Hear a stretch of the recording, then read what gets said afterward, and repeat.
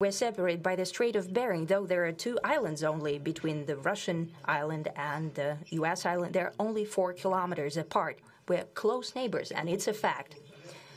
It's also important that Alaska has to do with our common heritage, common history between Russia and the U.S., and many positive events have to do with that territory.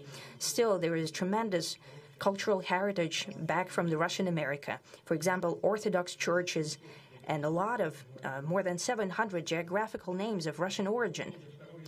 During the Second World War, it was here in Alaska that was the origin of the legendary air bridge for the supply of military aircraft and other equipment under the Lend-Lease program. We've always considered the Ukrainian nation, and I've said it multiple times, a brotherly nation, however strange it may sound in these conditions. We have the same roots, and everything that's happening is a tragedy for us and terrible wound. Therefore, the country is sincerely interested in putting an end to it. At the same time, we're convinced that in order to make the settlement lasting and long-term, we need to eliminate all the primary roots, the primary causes of that conflict. And we've said it multiple times, to consider all legitimate concerns of Russia and to reinstate a just balance of security in Europe and in the world on the whole. And I agree with President Trump, as he has said today, that naturally the security of Ukraine should be ensured as well. Naturally, we're prepared to work on that.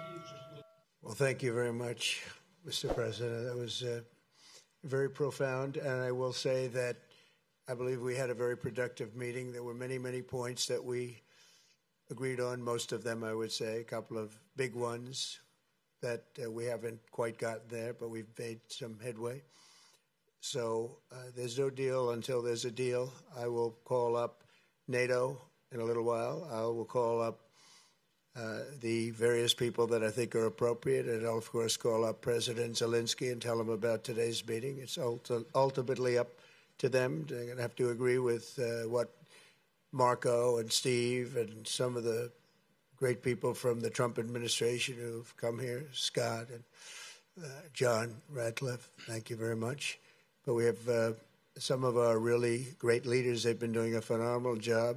We also have some tremendous Russian business representatives here, and I think, you know, everybody wants to deal with us. We've become the hottest country anywhere in the world in a very short period of time, and we look forward to that. We look forward to dealing. We're going to try and get this over with. We really made some great progress today. I've always had a fantastic relationship with President Putin, with Vladimir.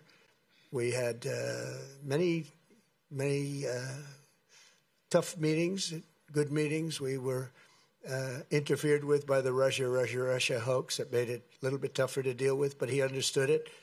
I think he's probably seen things like that during the course of his career. He's seen it all, but we had to put up with the Russia hoax. He knew it was a hoax, and I knew it was a hoax, but what was done was very criminal. But it made it harder for us to deal as a country in terms of the business and all of the things that we'd like to have dealt with. But we'll have a good chance when this is over. So just to put it very quickly, I'm going to start making a few phone calls and tell them what happened.